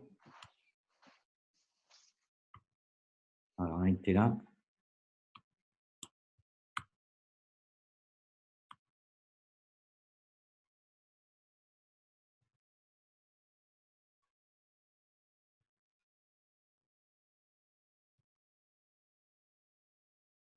On a une très bonne question de Vincent qui, euh, qui te demande si tu peux justement faire la distinction entre le regard et le reportage. Ça, Hmm. ça rejoint un petit peu, ça rejoint un petit peu ce que tu disais sur le travail de Mont-Saint-Barreuil. Ton émotion propre et ce qui pourrait Ouais. être pris comme documentaire. Je vais rester sur cette image. C'est une image. Bon, j'aime beaucoup ce que je fais, donc j'aime beaucoup cette image. Je plaisante. Mais le reportage est souvent réducteur. Il ouvre pas les champs. Et ce que j'aime bien dans l'image, enfin, c'est alors quand je dis ça, prenez-le avec beaucoup de précaution, mais c'est le hors champ qui m'intéresse Mhm. dans l'image. Si je vous voyez l'image, vous la voyez celle, vous voyez le téléphone. Bon, voilà, il y a ces Ouais. images, voilà. bon, qu'est-ce que c'est? On n'en sait rien, on peut se poser plein de questions. Moi, bien sûr que je sais ce que c'est. Mais ce que j'aime dans cette image, c'est ce qu'elle pourrait me suggérer. Et c'est ce qui est à côté, à l'extérieur de l'image, ce qui n'est pas signifié. C'est ça qui m'intéresse. Bon, ça, c'est un magasin de proximité qui a fermé. Je ne sais pas comment j'ai fait cette photo, enfin, je le sais. Mais voilà, il y a ce pauvre téléphone qui pend tout seul. Le magasin est vide, mais on ne le sait pas. Voilà, ce n'est pas explicite. Le reportage a besoin d'être explicite. Mmh. Il a besoin d'avoir un sujet-verbe complément. Voilà, il n'y a pas de poésie. Il y a pas un au-delà. Et puis, c'est cette information figée qui m'a toujours peut-être dérangé dans le reportage. Il y a pas, si vous voulez, je me méfie énormément de l'image. Moi, ce que j'aime bien, c'est qu'il y ait peut-être avant ou après l'image. C'est ce que dit un travail que je trouve merveilleux, c'est Paul Graham comme photographe. Lui, il déconstruisait l'instant décisif. Voilà. Donc, voilà. Alors, je me méfie de l'image. Je me méfie surtout de ce qu'elle veut dire et ce qu'elle peut véhiculer. Donc, je préfère, en tous les cas, quand je travaille sur la France et sur Mont-Saint-Barreuil, éviter tous les clichés qui pourraient coller à une ville comme celle de Mont-Saint-Barreuil. Mais il n'empêche, l'exemple de la photo à vendre quand je travaillais à Montbrison, c'est une réalité. Et ça, ben voilà, je la montre, mais je peux comprendre que des élus n'acceptent pas qu'on montre ces photos de leur ville. Voilà. Et c'est peut-être aussi pour susciter la réflexion du lecteur de l'image, du spectateur. Bah, de toute façon, bon, l'image, il faut apprendre à la lire. On ne sait pas la lire, donc on gobe tout ce qu'on nous dit. Donc, il faut la décrypter, l'image. Mmh. Si, alors, je pense tout de suite à Robert Frank, Les Américains. Enfin, c'est un livre qui a été, je ne me mets pas du tout au même niveau d'un Robert Frank. Les Américains de Robert Frank, c'est un livre qui a été interdit de publication aux États-Unis pendant un long moment. C'est quand même Robert Delpire qui l'a édité en France. Donc, si vous voulez, euh, parce qu'il ne montrait pas le bon côté des États-Unis. Bon, maintenant, en reportage, on va aller directement au sujet et on ne montre pas le hors-champ. Ouais. Généralement, c'est ça si vous voulez, les photos, par exemple, de la pandémie actuelle du Covid-19, pour les photographes qui sont confinés chez eux dans un immeuble, c'est quand même les mecs qui passent au-dessous de leur fenêtre avec un masque. Euh, et on est souvent extrêmement réducteur en photographie, et notamment, je trouve, dans le reportage. Pas tout le monde, heureusement, mais je trouve qu'il ouvre peu d'horizons. Et puis, le reportage a tendance, alors moi j'appelle ça comme ça, hein, à faire pleurer dans les chaumières. Et ça a été pour moi la critique de la photographie européenne des années 60. On était dans le reportage. Alors que les Américains, dès la fin des années 60, enfin, et bien avant, hein, Walter Evans, enfin, regardez les photos de Walter Evans. Walter Evans, il n'a jamais fait pleurer dans les chaumières. Lui, il documentait. Voilà. Mmh. Et un mec comme Balz, Robert Adams ont documenté. Ils rendaient compte d'une réalité. Et c'est des gens, un Lewis Balz, lui, il parlait de non-photos. Alors, bon, ça, c'est un grand menteur, hein, Lewis Balz. Hein. Ces photos étaient faites avec une précision absolue, mais il utilisait le mot non-photo parce qu'il l'opposait à cette photographie européenne altermondialiste, presque, enfin j'exagère, mais très focalisée sur l'humain et voilà, qui faisait les choux gras des magazines, faire pleurer dans les chaumières. Il y avait énormément de reportages sur les pauvres, alors que enfin, si vous regardez ou si vous connaissez Lewis Balz, Robert Adams, lui, il ne faisait que documenter la construction de l'Ouest américain. Voilà. Mmh. Enfin, tant et si bien que quand même pour la première exposition de la New Topographie, on a conchié, les critiques ont conchié ces photos. Bon, quelques années après, on a crié au génie et Lewis Balz a fait partie de ces artistes américains connus et reconnus. Et à Paris Photo, pour ceux qui vont à Paris Photo, ces tirages valent des milliers d'euros. Ouais, ouais. Je continue. Ça, c'est bugué encore. On a des interventions de un très joli prénom, 025 852, qui demande est-ce que c'est la réalité de la société sous le vernis de l'apparence ou l'esthétique de la misère? C'est-à-dire? Ah, Non, mais il fait référence à qui, à quoi, comment? ah. Par rapport à ce que tu dis, justement, de cette différenciation que tu fais entre le reportage et le pas de côté que tu peux faire dans tes images, Bah, justement. si tu veux, ça a été une grande critique qu'on a faite au WordPress et qu'on pourrait continuer à faire actuellement. C'était l'esthétisme, ou alors de, du festival à Perpignan. C'est étalement de la misère du monde et Mhm. toujours les mêmes sujets. Donc voilà, oui, oui, on pourrait avoir une approche, on pourrait avoir un regard critique. Alors bon, c'est pas mon propos de l'avoir maintenant. Moi, j'essaye de m'en détacher et d'avoir une lecture, en tous les cas, oui, des lectures différentes et une approche différente et avec des auteurs qui me, qui eux, voilà, sont complètement décalés par rapport à cette approche, on va dire, très factuelle du reportage. Donc, et puis très intéressé, puis qui se vend. Enfin, on ne va pas rentrer dans ce débat-là, parce que c'est un débat que je trouve enfin, qu'on a eu beaucoup, et notamment chaque année avec Perpignan, Ouais. pour l'étalage de la misère. Voilà. Donc, mais, ah, j'entends Gaël. Mais, Ouais, qui aimerait voir ton joli visage. ah, ah, alors, excuse-moi. Voilà. Ah, ben voilà. Avec toutes les Euh, belles couleurs que tu as prises. ouais. Mais tu vois, c'est, moi, si je prends un auteur comme Paul Graham, pour ceux qui connaissent Paul Graham, mais peu importe, il a fait un travail qui s'appelle, je crois, American Night. Il s'est interrogé sur la place des pauvres et notamment des minorités dans le paysage américain. Bon. Alors, comment parler des minorités pauvres dans le paysage américain? Ben, lui, il a fait ça, il a construit de cette façon. Bon, il les a photographiés, je ne sais pas comment, à la chambre ou au numérique, peu importe.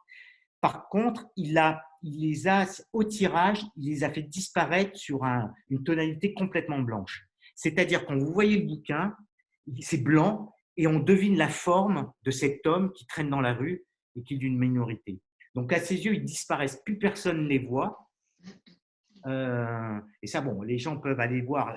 Bon, je vous conseille et j'encourage tout le monde à aller voir ce travail. Et en opposition dans ce bouquin, il y a des maisons bourgeoises de Californie. Voilà, c'est une façon de montrer, d'interroger la misère. Vous voyez. Mais par exemple, moi, alors je vais vous donner un exemple. Et ça, vous pouvez voir mon travail pour ceux, mais bon, je vous raconte l'anecdote. C'est sur le site de Tendance Floue, c'est le travail sur le sang contaminé dont je vous parlais que j'ai fait avec Pierre Aski. Donc, nous, on a travaillé sur ces pauvres paysans qui étaient atteints du virus HIV, qui étaient en train de crever dans leur village. Donc, on a eu accès, on y est allé 2 fois. Ça a été épouvantable de rencontrer ces gens-là et ça a été épouvantable avec les autorités. J'ai fait ces photos. Ces photos ont été faites en janvier et mars 2001 et 2002, je crois. Je sais plus, un truc comme ça, 2002. Bon, elles ont été faites en hiver. Il fait froid en hiver dans le Rhône. Et même un sidéen a le droit d'avoir froid. Ce qui veut dire qu'il est couvert, un sidéen. On est d'accord? Mhm, Quelle tout est à fait. l'image Quelle est l'image d'Épinal d'un sidéen dans la presse en Europe? C'est un Africain nu sur un lit. Eh bien, quand les gens ont vu ce travail, Stern, en Allemagne, m'a appelé et m'a demandé si je n'avais pas les mêmes photos sans les vêtements. Non. Bien sûr. Parce que les vêtements cachaient l'aspect, comment dire, les, les, cachaient la preuve qu'ils étaient sidérants. Tu vois? Hmm. Bon, bref, voilà. Bon, moi, la presse, j'en ai fait le tour, et notamment au Pakistan, en Afghanistan. Je ne vais pas vous raconter mes anecdotes, mais, mais voilà, ce qui n'empêche qu'on peut faire quand même des bonnes images, même en travaillant par la presse, mais c'est plus l'utilisation ou la réduction d'une certaine photographie à travers la presse. Mais Godard, Oui, là, parce très que bien, voilà. Godard en a fait un film, a interrogé l'image. C'est extrêmement, extrêmement. Mais si on adore. Attends, je vais aller voir quand même parce que je ne regarde pas du tout ce que vous dites. euh, tu allais parler de Godard. Parce que moi, j'aime bien justement toutes ces virgules artistiques.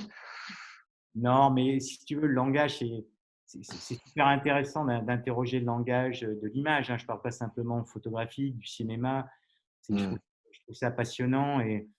Et voilà, ta question, c'était le reportage. Mais bon, le cinéma, ça serait pareil. Si tu veux, le documentaire, un documentaire de M6 avec un documentaire de, je ne sais pas citer des noms, mais voilà, je ne sais pas, moi, j'ai un documentariste, là, je reviens à la Chine, mais voilà, de Wang Bing. Donc, moi, c'est un cinéaste chinois que je connais, documentariste, qui a fait un film qui s'appelle À l'Ouest des rails. C'est un documentaire qui fait 9 heures. Ben, bon, voilà, il est passé en 3 fois 3 heures au Médicis. Moi, j'ai transporté ces films de France en Chine. Et, et quand il a eu le prix à Marseille, il faisait 5 heures son film. Il a remporté le prix. Ils lui ont dit c'est génial, mais vous devriez le raccourcir. Il a pris l'argent, il l'a remonté, il en a fait un documentaire de 9 heures, il l'a présenté à Rotterdam et puis il a gagné. Et bon, voilà, ça c'est Wang Bing. Et puis voilà, il interroge l'image, il interroge le temps qu'on donne aussi aux choses à s'installer. Le contre-champ est toujours présent, euh, donc qui permet de ne pas avoir simplement une seule information et qui permet au spectateur d'interroger, de s'interroger. Tu nous parles du documentaire sous forme de film, sans doute pour me faire un appel du pied. Et c'est Hein? une grande parole, je dis merde, oui, effectivement. C'est vrai, je l'avais marqué en rouge. Tu en parleras beaucoup mieux que moi, donc je te laisse au moins présenter le projet et peut-être nous montrer Ouais. une image. Non, mais c'est toute la question, ce que je viens de dire bah, je sais pas, moi, pour les gens qui sont autour de l'ordinateur, il y a des obsessions, des interrogations. Bon, moi, il y a cette interrogation sur mon pays, hein. Après, en voyageant énormément en Chine, il y a cette réflexion quand même que je peux me faire sur mon pays, comment l'interroger au niveau de l'image. Et puis, il y a cette interrogation je sais pas pourquoi, de l'enfermement, donc de la prison. C'est un truc qui m'a quand même questionné pour plein de raisons, parce que j'ai pu faire des photos il y a très longtemps en prison et de rencontrer des surveillants. Et je m'étais dit, ce serait pas mal d'aller dans une prison. Alors, dans le cas présent, d'aller dans une centrale, qui est bon, différente d'une maison d'arrêt, de rencontrer des détenus et surtout aussi d'interroger et de rencontrer des surveillants. D'une part, c'est les interroger sur le sens de la détention et notamment sur le sens de leur métier respectif. C'est-à-dire quel est le sens d'un surveillant, quel sens il donne à son métier et quel sens donne un perpète, quelqu'un qui a pris perpétuité, à son métier de perpétuité. Parce que quand vous êtes à vie en prison, être prisonnier devient un métier. Et donc, j'en ai fait un dossier et puis j'ai attendu. Je me disais, est-ce que je pourrais filmer? Parce que je voulais filmer un visage découvert. Et puis, un peu plus d'un an et demi après, on m'a autorisé à aller à la centrale de Poissy, mener un atelier et d'essayer de mener un atelier et d'essayer de convaincre des détenus de longue peine, donc c'est 20 ans à perpétuité, et des surveillants, c'était très très dur, de parler de leur métier. Et donc, bon, j'ai réussi à le faire, je vous passe les détails, et, j'ai filmé à peu près 20 heures, c'est pas énorme, un peu plus. Là, j'ai partagé l'écran, on est d'accord, hein? Oui, On est tout à fait d'accord. non, c'est pas là en fin de compte. Et, euh, et là, je suis en train, vous voyez, en filmant, je suis en train de retranscrire tous les dialogues entre surveillants et détenus.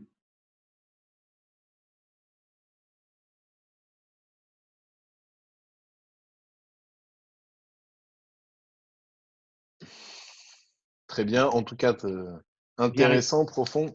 Et tu te donnes combien de temps pour, je ne sais pas si on peut dire finir, mais pour clôturer peut-être le projet? Alors, là, j'ai une boîte de production qui est avec moi. Ils chargent de l'argent je veux retourner filmer. euh, je veux retourner filmer de l'intérieur ce qu'on voit de l'extérieur. Donc, je veux filmer Parce que le particularisme de la centrale de Poissy, c'est qu'elle est en plein centre-ville. Et les prisonniers, les détenus, pardon, peuvent voir les gens vivre, si je puis dire, à l'extérieur, c'est-à-dire le matin ou le soir quand ils rentrent, les lumières qui s'allument. Et je vais absolument filmer ça, d'une cellule ou d'une pièce, filmer l'extérieur, faire ce contre-champ, et puis après finir monter. Mais il y a, si tu veux, il y a un mois de montage, Ouais. et c'est super. Et il nous faut, allez, on table 60, entre 60 et 100 000 euros. 60, on pourrait, voilà, voilà. Donc là, la boîte de prod est en train de chercher de l'argent. On doit finaliser le dossier. Et moi, je profite du confinement pour retranscrire tous les dialogues. Donc, c'est long pour pouvoir après, comme en photographie, faire un scénario et faire un editing et monter ce documentaire. Voilà. D'accord. Alors, juste pour préciser à Isabelle, hein, ce ne sont là que des détentions à perpétuité. Ouais. On est d'accord. Longue peine, c'est de 20 ans à perpète. Voilà. Tu as aussi des longues peines, tu n'as pas que les perpétuités. Il y a des 20 ans. D'accord, ok. Je t'ai posé une question très naïvement tout à l'heure quand on s'est appelé à 14 heures. Est-ce que il y a une forme d'inspiration, en tout cas dans la manière de traiter les choses, de Raymond Depardon, notamment qui a, en plus de sa carrière de photographe, une grosse carrière de documentariste, film. Est-ce qu'il y a une forme d'influence? Ouais, ce qu'il a fait, c'est Raymond Depardon, ce qu'il a fait en termes de documentaire, délit flagrant, c'est une merveille. Enfin, à mes yeux. C'est le côté figé, moi, qui me faisait vraiment penser à ça, tu vois.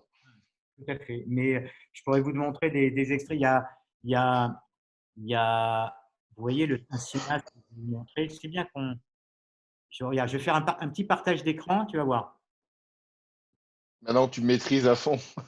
Ouais, Attends. Partager l'écran, tu vois. Bing. Et ça, Et Richard se souvient qu'il t'avait donné quelques conseils techniques. Je viens de le voir. Attends, je vais essayer de trouver quelque chose. Si j'arrive à vous le montrer, oui. Regardez. Je vous en ai parlé. C'est Wang Bing. Je ne sais pas si ça m'a. Peut-être ça Je ne marche. sais pas si on peut enregistrer 9 heures, par contre. Hein. Non, ça c'est autre chose. Mais là, ouvrir avec, on va voir. Avec ADL. Ouais, VLC, ça va marcher. Yes. On va voir. C'est juste pour vous montrer, hein, mais.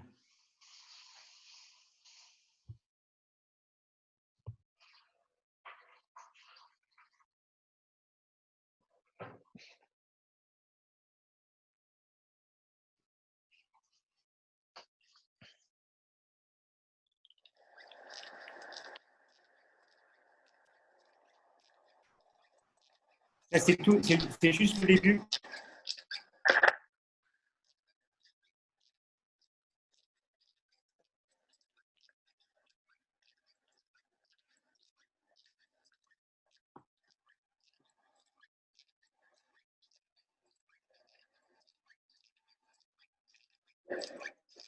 Ça va être très vite.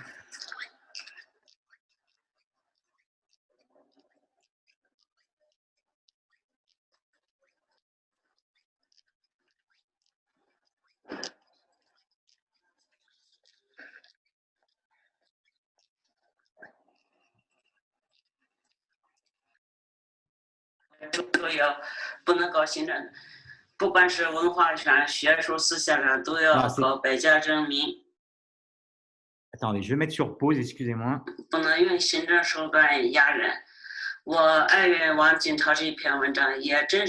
Je vous ai montré ça, voilà, c'est Wang Bing. Donc c'est extrêmement simple. Hein. Vous avez un premier plan où là, cette dame rentre chez elle, dans son immeuble, Et après, c'est 3h30, 3h30 de plans fixes, grosso modo, sur cette dame qui va raconter son expérience des camps anti-droitiers en 58 en Chine. Voilà. Et bon, ce sont les films de Wang Bing, c'est souvent d'une grande simplicité. Et il a fait tout ce travail-là de mémoire avant de faire sa première fiction qui traitait des camps anti-droitiers. Voilà. Mais voilà, il a posé sa caméra, il a eu des heures de rush, il en a gardé 3 heures et demie. Et c'est, tu vois, c'est. Donc voilà, je faisais le parallèle, tu faisais le parallèle avec Depardon, moi je pourrais faire le parallèle avec Wang Bing, mais tu as raison. Moi, les films de Depardon, et notamment sur la justice, ce sont des films remarquables. Voilà. Voilà. Moins, alors tu vois, si je faisais peut-être une. Tu m'entends là? Oui. J'ai plus le son là. Moi, pardon, Manu. excuse-moi, c'est moi qui avais coupé. Ouais. Tu vois, les films qu'il a fait sur la justice, moi je les trouve remarquables. Et ce qu'on disait tout à l'heure, tu vois, sur l'image, peut-être l'image spectaculaire, on va aller chercher des sujets spectaculaires Mhm. du reportage. Je me suis posé la question, hein, sur ces films sur les paysans, je les ai Ouais. trouvés plus gênants. Parce que il a Ça, été ça a coupé plus quoi? gênant. Ah, gênant, d'accord. Je les ai trouvés, bon, il a été en Lozère, il a été en Haute-Loire, il a trouvé ses célibataires ou pas. Bien sûr, c'est bon, assez photogénique, un vieux comme ça, quand ça ferme tout seul. Mais bon, il aurait pu aller dans la Beauce, aller photographier ses propriétaires qui ont des milliers d'hectares, enfin des centaines et des centaines. Et là, il y avait ce côté un petit peu presque esthétisant du vieux dans sa campagne. Alors que Ouais. j'ai trouvé que sur la justice, c'est remarquable. Mais c'est. Mais voilà, moi, c'est ce parallèle que je faisais entre, d'un côté, le photographe qui a bon, sa propre façon d'illustrer les choses et de les rendre, si ce n'est pas esthétique, au moins graphique. Donc, il y a quand même une certaine forme dans l'image fixe. Et par contre, au moment du film, de l'image animée, là, en fait, c'est vrai que quand tu m'as montré ça pour la première fois, j'ai tout de suite pensé justement à Délit flagrant de Pardon, où c'est figé et où il y a un tête-à-tête avec alors c'est pas le juge d'application des peines, c'est un juge, hein, tout simplement, et un accusé. On t'a perdu, mon petit Bertrand. Ah, tu es là. Ouais, ça a coupé un moment. Ouais, ça a coupé. Attends, Manu, Ouais, attends 2 secondes, parce que 2 secondes, je vais dire, parce que vous m'entendez là, c'est très instable. ouais, c'est un peu instable, mais on te voit voler dans ta maison.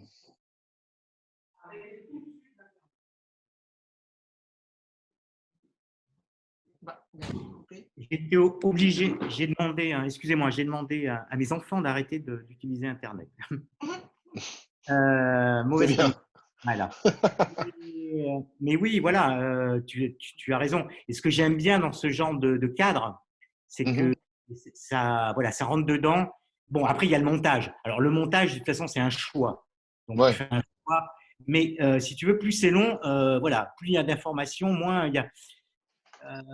Tu vas pas à l'essentiel. Moi, j'aime bien ces blancs, j'aime bien les hésitations, j'aime bien quand bah, je sais pas, on s'imprègne des personnes filmées, on sent chez eux, je sais pas, je sais pas, que ça vive.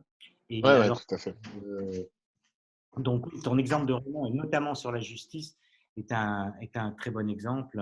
Mais pour ceux qui connaissent pas, Zhao Liang, cinéaste chinois, tu le notes, ouais, Zhao Liang qui a fait un documentaire qui s'appelle La Cour des plaignants. La Cour des plaignants. Alors là, c'est remarquable. Voilà. Hmm. Mais c'est des C'est documentaires noté. longs, longs et voilà, qu'on voit peu, qu'on ne peut pas voir à la télé ou voilà, qu'on ne voit pas à la télé. Ça vend pas. Ça ne vend pas. Voilà, voilà l'essentiel. Bon. Est-ce qu'on a d'autres questions?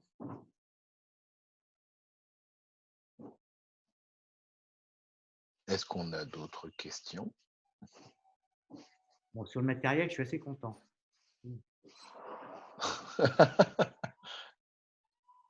Ah, j'entends les voisins qui applaudissent. C'est l'heure. Eh bien, écoutez, ceci vous dire que nous discutons avec Bertrand depuis 2 heures maintenant.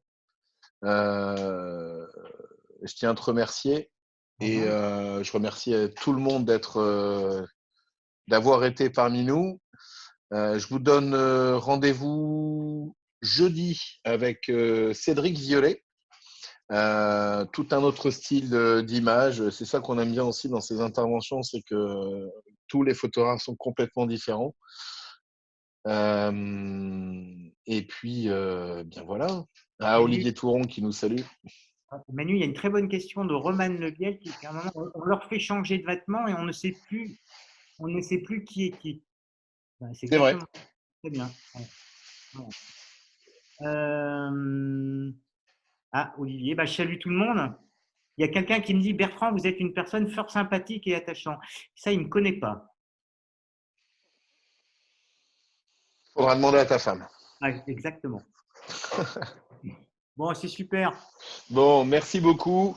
Merci. Euh, Comme d'habitude, d'ici ce soir, je pense, ce soir ou demain matin, la vidéo sera retrouvée sur notre chaîne YouTube. Pas, pas les images Euh, de prison, hein, Manu, s'il te plaît. Pas les images de prison, je les coupe. Ok, ça sera coupé au montage. Parfait, merci de me le dire. Et Voilà. puis, euh, et puis n'hésitez pas à aller voir tout le travail en noir et blanc et en couleur. Merci Richard, de Bertrand sur le site de Tendance Loup. Voilà. Je vous souhaite à tous une excellente soirée.